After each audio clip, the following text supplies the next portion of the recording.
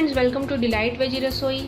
जैसा कि आप जानते हैं कि गर्मियों का मौसम है और गर्मियों के मौसम में एक ऐसा फ्रूट आता है जो सबका फेवरेट होता है, जो कि है आम। तो मैं आज आप सबसे कच्चे आम की एक ऐसी रेसिपी शेयर करने जा रही हूँ जो सबको बहुत पसंद आएगी। मैं आपसे शेयर करने जा रही हूँ कच्चे आम की खट्टी मीठी चटनी। तो आइए देखते हैं इसके लिए हमें किन किन इंग्रेडिएंट्स की ज़रूरत है। हमने 5 से 6 बादाम ले लिए हैं। इसको हमने इस तरह से लंबा लंबा काट लिया है। 5 से 6 हमने काजू के पीस ले लिए और उसको इस तरह से छोटा काट लिया है। 1 से 2 बड़े चम्मच हम खरबूजे के बीज यूज़ करेंगे। ये जो ड्राई फ्रूट्स हैं ये पूरी तरह से ऑप्शनल है, आपके पास जो भी ड्राई फ्रूट्स अवेलेबल आप उसे यूज़ कर सकते हैं। आधा छोटा चम्मच काला नमक, आधा छोटा चम्मच कश्मीरी रेड चिली पाउडर, 2 बड़े चम्मच हमने रिफाइंड ऑयल के लेने हैं। आधा किलो हमने कच्चा आम लिया है और उसको इस तरह से हमने छिलका उतार के कद्दूकस की हेल्प से इस तरह से हमने कद्दूकस कर लिया है। छिलका उतारने के बाद हमने उसे अच्छे से धो लिया था और उसे अच्छे से सुखा लिया है।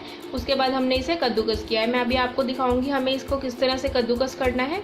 कद्दूकस करने के बाद तकरीबन 2 कप ये पल्प हमें मिल चुका है। जितने कप हमें ये पल्प मिलेगा उतने ही कप हमें चीनी लेनी है। तो अगर 2 कप हमारा ये पल्प है तो चीनी भी हम 2 कप के करीब लेंगे। तो हमने 2 कप चीनी के ले लिए हैं।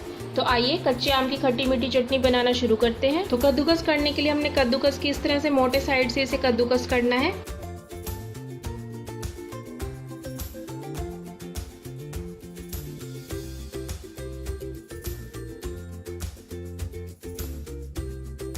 तो ये देखिए, ये इस तरह से ये गुठली जो है इसमें से अलग हो जाएगी और इस पल्प को आप अच्छे से कद्दूकस कर लीजिए। तो इस तरह से हमने सारे कच्चे आम को कद्दूकस कर लिया है। तो सबसे पहले हम कढ़ाई में डालेंगे 2 बड़े चम्मच तेल और जैसे ही तेल गर्म हो जाएगा हम इसमें डाल देंगे कच्चा आम जो हमने कद्दूकस करके रखा था।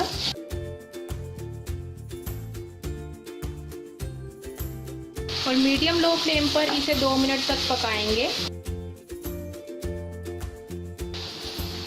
आप इस चटनी को महीनों भर स्टोर करके रख सकते हैं एयर टाइट जार में।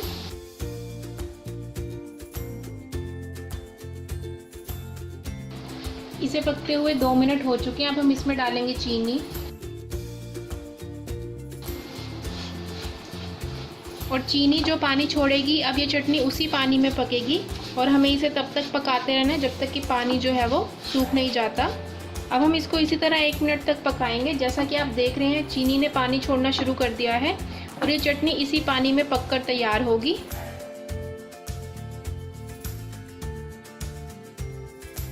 1 मिनट तक मीडियम फ्लेम पर पकाने के बाद डालेंगे इसमें काला नमक।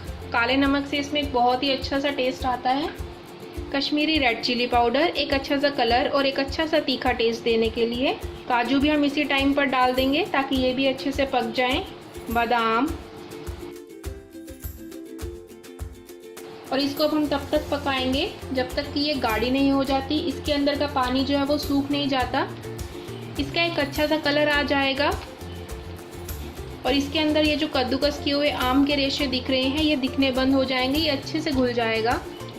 अब हमें इसे तब तक पकाना है मीडियम लो हीट पर और इसे चलाते ज़रूर रहिए आप साथ के साथ।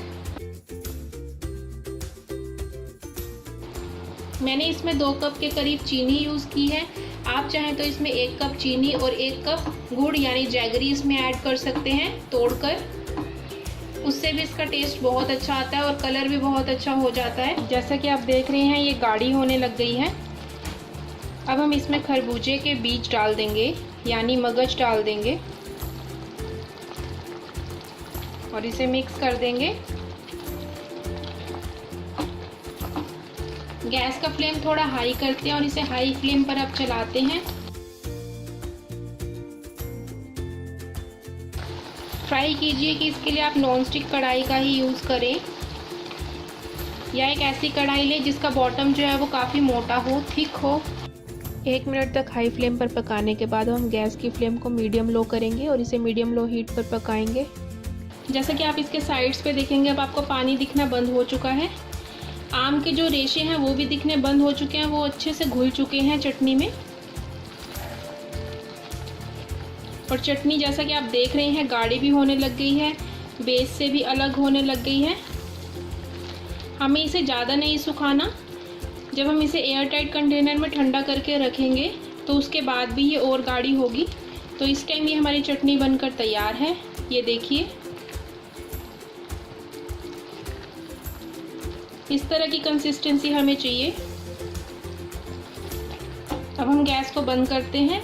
तो इस तरह से इसे एयर टाइट कंटेनर में डालें, लेकिन इसे स्टोर करने से पहले ये ध्यान रखिए कि इसे अच्छे से ठंडा हो जाना चाहिए, तभी इस पर ढक्कन लगाकर इसे स्टोर करें। ये देखिए, ये चटनी जो है वो गाढ़ी हो चुकी है और ये अब ठंडी हो चुकी है। तो ठंडी होने के बाद देखिए ये और गाढ़ी हो चुकी है। इस गर्मियों में इसे ज़रूर ट्राई कीजिए और कमेंट सेक्शन में मुझे बताइए कि आपको ये रेसिपी कैसे लगी।